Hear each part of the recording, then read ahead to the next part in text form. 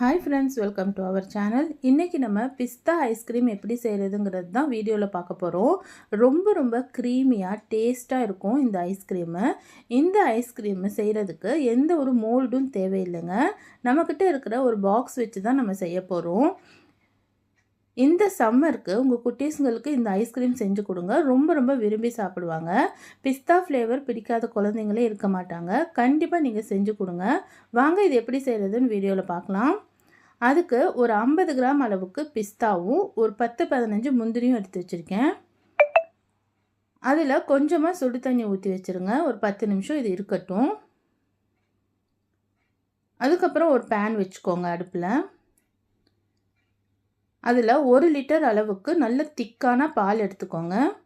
நான் பசும்பால் தான் எடுத்திருக்கேன், அதனால் பால் ஆடையோடய எடுத்திருக்கேன். 1 லிட்டர் அளவுக்கு எடுத்துக்கோங்க.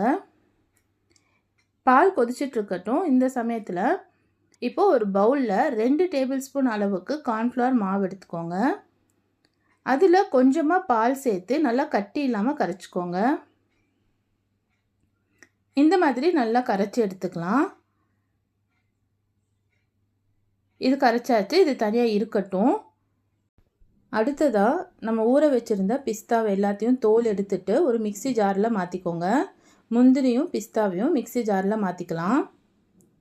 இப்போ இது கூட கொஞ்சமாக பால் சேர்த்து நம்ம பேஸ்ட்டாக அரைச்சிக்கணும். இதில் எல்லாத்தையும் பால் தான் நான் சேர்த்திருக்கேன், தண்ணி எதுலேயுமே நான் சேர்த்தலை. பால் ஊற்றி நல்லா பேஸ்ட்டாக அரைச்சிட்டு வந்துடுங்க. பாருங்கள், இந்த மாதிரி அரைச்சிக்கணும். இதுவும் தனியாக இருக்கட்டும். இப்போ நம்ம பால் கொதிக்க வச்சோம்ல, அது பார்க்கலாம். பாருங்கள், பால் நல்லா கொதிச்சிட்ருக்கு. இந்த மாதிரி ஆடை கட்டி வரும். இதெல்லாம் எடுத்து விட்டு நல்லா மிக்ஸ் பண்ணி விடுங்க. நல்லா கொதி வந்து சுண்டி வரணும், அது வரைக்கும் நல்லா மிக்ஸ் பண்ணுங்கள். இந்தளவு பால் சுண்டி வந்ததுக்கப்புறம் நம்ம அரைச்சி வச்சுருந்தோம்ல பிஸ்தா பேஸ்ட்டு, அது இதில் சேர்த்திக்கலாம். பிஸ்தா பேஸ்ட் எல்லாமே சேர்த்துனதுக்கப்புறமேல அந்த மிக்சி ஜார்லேயும் கொஞ்சமாக பால் ஊற்றி நல்லா கழுவி இதில் சேர்த்திக்கோங்க. சேர்த்திட்டு நல்லா மிக்ஸ் பண்ணி விடணும். இந்த மாதிரி கட்டியாக இருக்கும். அதுக்கப்புறம் கொதிக்க நல்லா கரைஞ்சி வந்துடும். நல்லா மிக்ஸ் பண்ணி விட்டுக்கோங்க. சைடில் இருக்கிற ஆடையெல்லாம் எடுத்து விட்டு நல்லா மிக்ஸ் பண்ணுங்கள்.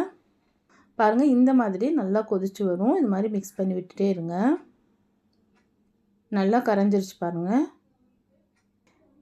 இந்த அளவு ஆனதுக்கப்புறமேலே ஒரு 2 கப் அளவுக்கு சர்க்கரை சேர்த்திக்கோங்க.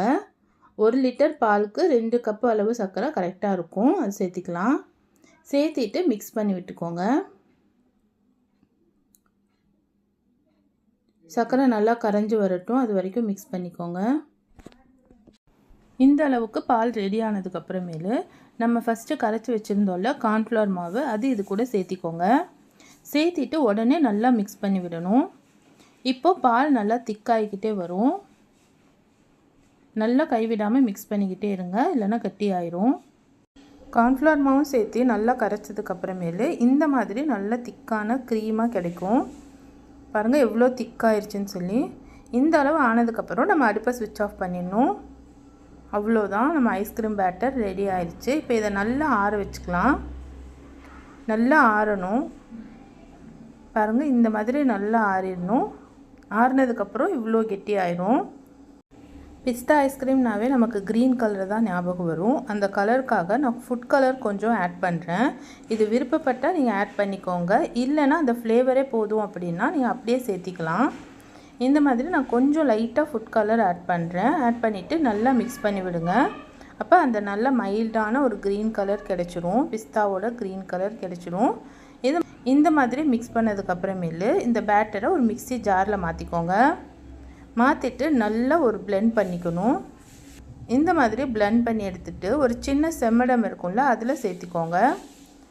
செம்மடம் இல்லைன்னா ஒரு பாக்ஸ், எதில் வேணாலும் நீங்கள் சேர்த்திக்கலாம். சேர்த்திட்டு ஒரு அலுமினியம் ஃபாயில் வச்சு க்ளோஸ் பண்ணிடுங்க. க்ளோஸ் பண்ணி இது ஃப்ரீசரில் ஓவர் நைட் வச்சு எடுத்துக்கலாம். எக்ஸ்ட்ரா இந்த ஐஸ்கிரீம் மிக்ஸை ஒரு சின்ன கப்லேயும் போட்டு நான் செட் பண்ணி வைக்கிறேன். இந்த மாதிரி செட் பண்ணிக்கலாம், இல்லைனா பாப்சிக்கல் மோல்டு இருந்துச்சுன்னா அதுலேயும் நீங்கள் செட் பண்ணிக்கலாம்.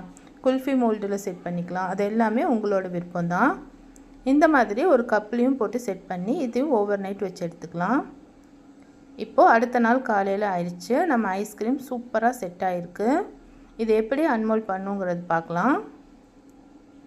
ஒரு பவுலில் தண்ணி வச்சுக்கோங்க. அதில் இந்த மாதிரி கீழ் போர்ஷன் மட்டும் நனைச்சி எடுத்துட்டு ஒரு கத்தியை சென்டராக வச்சு ஒரு சின்னதாக ரோல் பண்ணிக்கோங்க. அப்போ தான் வெளியில் வரும்.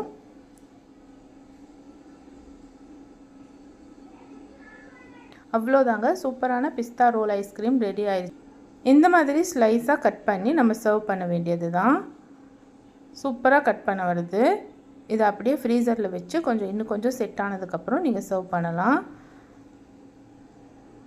நல்லா க்ரீமியான பிஸ்தா ஐஸ்கிரீம் ரெடி ஆயிடுச்சு. இந்த மாதிரி இன்ட்ரெஸ்டிங்கான வீடியோஸ் எல்லாம் நம்ம சேனலில் இருக்குது. நீங்கள் போய் பார்த்துட்டு சப்போர்ட் பண்ணுங்கள். இந்த மாதிரி அரேஞ்ச் பண்ணிவிட்டு மேலே கொஞ்சம் பொடியாக கட் பண்ண பிஸ்தாஸை தூவி சர்வ் பண்ண வேண்டியது தான். பாருங்கள், சூப்பரான ஐஸ்கிரீம் ரெடி ஆயிடுச்சு. இந்த வீடியோ உங்களுக்கு பிடிச்சிருக்கும்னு நம்புகிறேன். பிடிச்சிருந்துச்சுன்னா மறக்காமல் நம்ம சேனலை லைக் பண்ணுங்கள், ஷேர் பண்ணுங்கள், சப்ஸ்கிரைப் பண்ணுங்கள். பக்கத்தில் இருக்கிற பெல் ஐக்கானையும் கிளிக் பண்ணிக்கோங்க. அப்போ தான் உங்களுக்கு நோட்டிஃபிகேஷன் வரும். தேங்க்யூ ஃபார் வாட்சிங்.